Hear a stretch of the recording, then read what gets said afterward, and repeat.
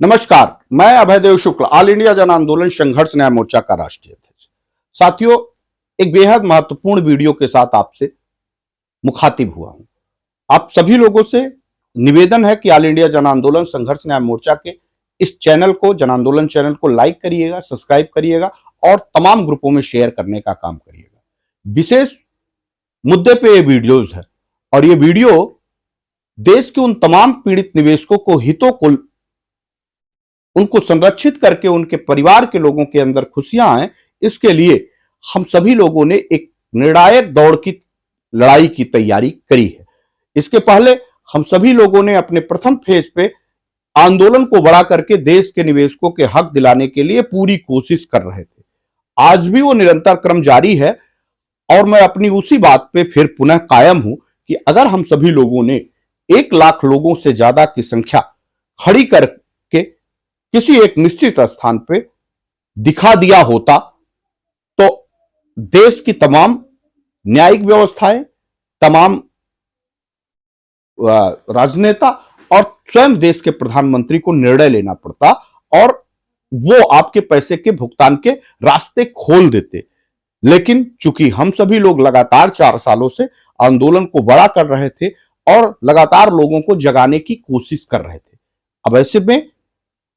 हम 5,000 करोड़ रुपए अगर जीते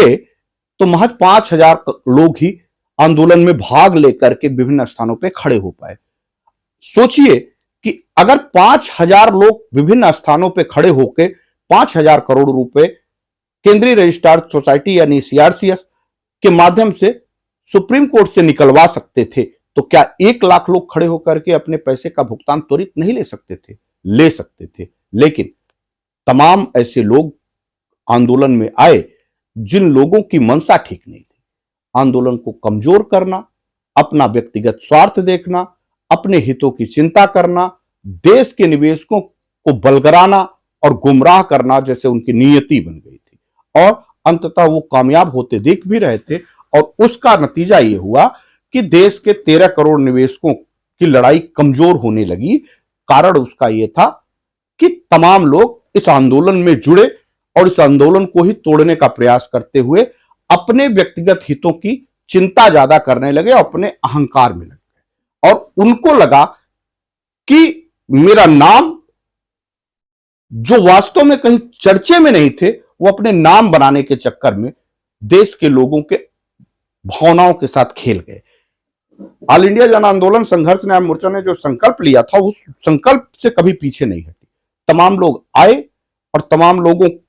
को मंच दिया, संसाधन दिया और व्यवस्था दी जिससे आंदोलन को बड़ा करने में सहूलियतें हों, लेकिन उन्होंने हमेशा उसको मिसयूज किया और अपने ही निवेशकों से पैसे लेकर के उन लोगों ने कहीं ना कहीं अपने ही लोगों को गुमराह किया, जिससे तमाम तरह की कंट्रोवर्सी करते हुए जैसे होता है कि जो खुद चोर हो दूसरे को चोरी का आरोप लगाते दिखता रहता। ऐसे में आंदोलन को कमजोर होना स्वाभाविक था। लगातार हमारे साथियों ने हिम्मत नहीं हारा, फिर भी आंदोलन को बड़ा करते हुए ऐसे में एक दौर आया कि लोगों को गुमराह करके पीआईएल की बातें की जाने लगी,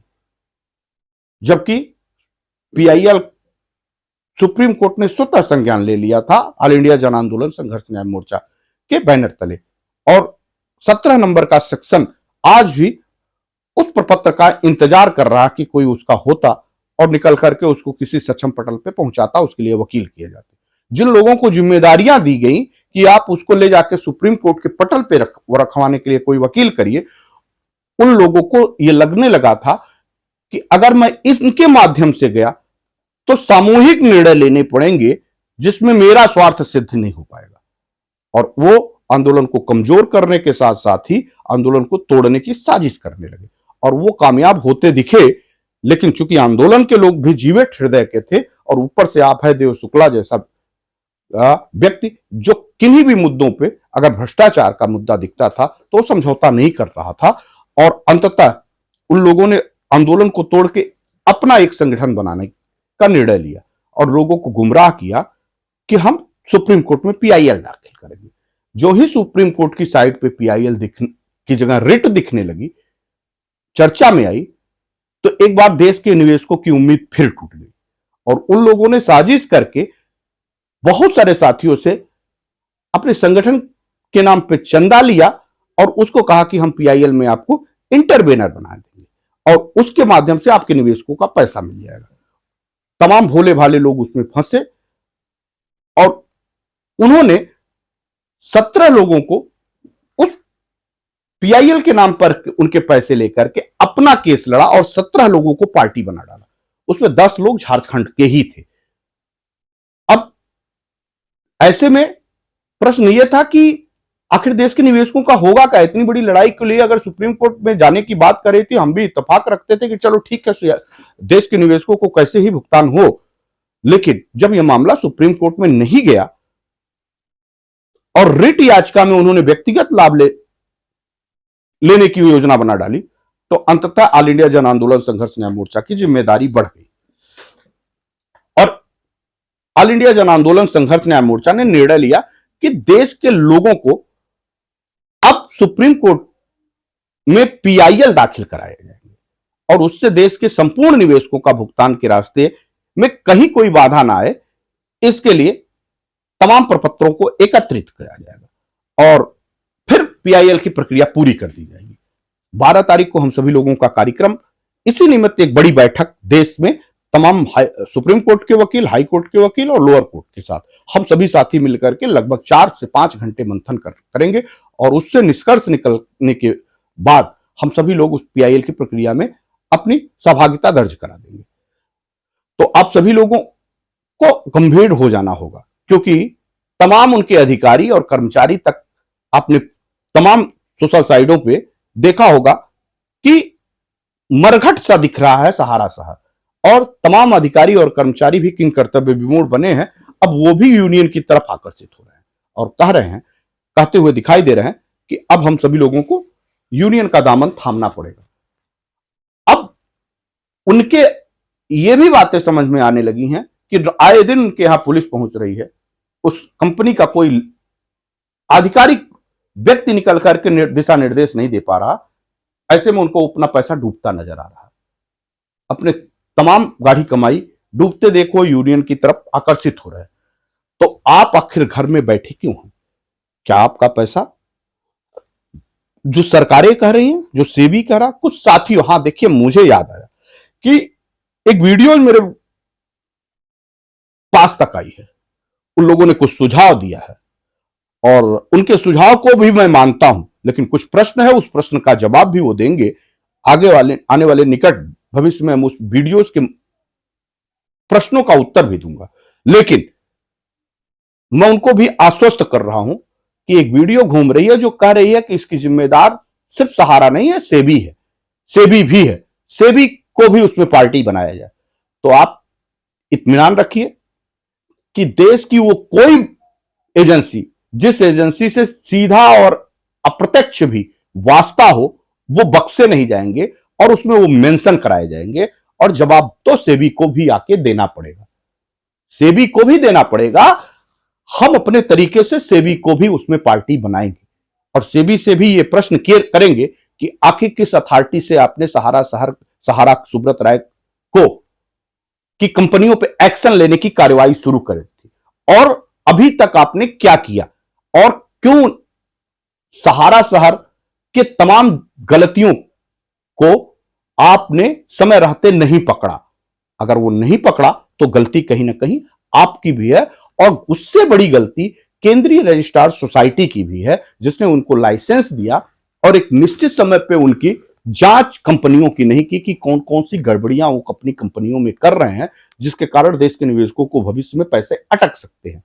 तो इन सभी मुद्दों पे हम मेंशन करेंगे और उन सभी को पार्टी बनाएंगे जो भी इसमें सहारा को प्रत्यक्ष अप्रत्यक्ष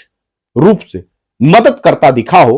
और उसको भ्रष्टाचार में लिप्त होने का मौका दिया हो। इसमें सरकारें भी अछूती नहीं है, सरकार प्रथम जिम्मेदारी है सरकार की, और इसमें न्यायपालिका और कार्यपालिका में बैठे तमाम लोगों को भी मेंशन बनाएंगे, यहां तक कि उनका प्रचार करने वाले लोग जो बड़ी बड़ी सेलिब्रिटी थे, उन लोगों को भी सुप्रीम कोर्ट में पार्टी बनाया जाएगा, उनको भी आना पड़ेगा। तो इंतजार करिए, ये पीआईएल पूरी मेहनत के साथ बनाई जा रही है और उसमें वो सभी लोग मेंशन किए जाएंगे जिनको जवाबदेही देनी पड़ेगी और इनको बताना पड़ेगा कि इनके प्रचार करने के दौरान इन्होंने क्यों नहीं इनकी तमाम खामियां और तमाम अच्छाइयों को मेंशन करते हुए पहले रीड किया और इसका प्रचार करके कितने लोगों का पैसा डुबवाया और किन आधारों पे उनके इस प्रचारक की भूमिका अदा किए थे। निश्चित तौर पे प्रचारक के रूप में काम करके और उन लोगों ने भ्रष्टाचारियों की मदद करी है, लिहाजा इनको भी जेल की सलाखों के पीछे जाना पड़ेगा या इनकी भी संपत्तियां बेच करके देश के निवेशकों के पैसे के भुगतान के रास्ते सुलभ हो सकते हैं। तमाम ऐसे और राजनेता भी शामिल हैं, उनकी ब्लैक मनी से लेकर व्हाइट मनी कराने तक की सभी नीति शामिल है। वो सबके कागजात हम लोगों के पास धीरे धीरे आ चुके हैं। तमाम वो चीजें हम लोगों के पास उपलब्ध हैं, कुछ चीजें आप मुहैया कराएंगे, जो भी साथियों के पास कुछ और चीजें होंगी वो मुहैया कराएंगे और तमाम लोग इस पे लगे भी हैं। तो एक बड़ा और एक अच्छा पीआईएल और कम समय में उस पीआईएल की जीत के लिए वो रणनीति बन रही है, जिस रणनीति के आधार पर हम तय करेंगे कि सुप्रीम कोर्ट को फैसला कब देना होगा। सुप्रीम कोर्ट यह तय करे या हमारा वकील तय करे कि हम फैसला कब लेंगे, इसके लिए भी हम बड़ा पूरी मंथन कर रहे हैं कि हमको बहुत लंबे डेट की तरफ ना जाना पड़े और उस लंबे डेट की प्रक्रिया में कौन सा ऐसा क्लाज ढूंढा जाए जिससे हम त्वरित न्याय पे आ सके। तो उसके लिए आपकी जरूरत है। अगर आप जरूरत में नहीं खड़े होंगे, आप स्वयं निकलकर अपने पैसे के लिए नहीं आएंगे, तो मुझे नहीं लगता है कि न्याय मिल पाएगा। हम अपने आंदोलन के स्वरूप को बदल रहे हैं, आंदोलन नहीं बदल रहे हैं। आज जो पीआईएल है वो आंदोलन का एक हिस्सा है और आप देखिएगा कि जिस तेवर और कलेवर से ऑल इंडिया जन आंदोलन संघर्ष न्याय मोर्चा ने सड़कों से लेकर सदन पे आंदोलन किया था, उसी कुछ तेवर और कलेवर के साथ सुप्रीम कोर्ट में भी अपनी दस्तखत देने जा रही है। आप आइए और सुप्रीम कोर्ट में पीआईएल का हिस्सा बनिए। प्रत्येक वो व्यक्ति जिनका 1 लाख रुपए से ज्यादा हो वो सब लोग तुरंत जुड़े, जो लोग 1 लाख रुपए से नीचे हैं वो सभी भी अपने कागजात और संगठन की सदस्यता तुरंत ले लें और वो लोग सब लोग शामिल हों। आप सभी लोगों से मेरा आग्रह और निवेदन है कि इस लड़ाई को निर्णायक मोड़ पे खड़ा करने के लिए आप 12 तारीख को 12 बजे तक सेक्टर 74 कैपटाउन बिल्डिंग नंबर 1 पे पहुंचने का काम करिए। ये लड़ाई अंतिम लड़ाई बड़े पैमाने की लड़ाई है और अगर हम रास्ते भटक गए, फिर किसी की बातों पे आ गए, गुमराह होने लगेंगे, तो निश्चित तौर पे पैसा ना सिर्फ डूब जाएगा बल्कि मेहनत भी बर्बाद हो जाएगी। तो इस लड़ाई को हम तब तक लड़ेंगे जब तक भुगतान नहीं मिल जाएगा। आइए संकल्प लीजिए कि इस लड़ाई को जीता जाए, जीतेंगे और जीता जाए। धन्यवाद। जय हिंद। वंदे मातरम।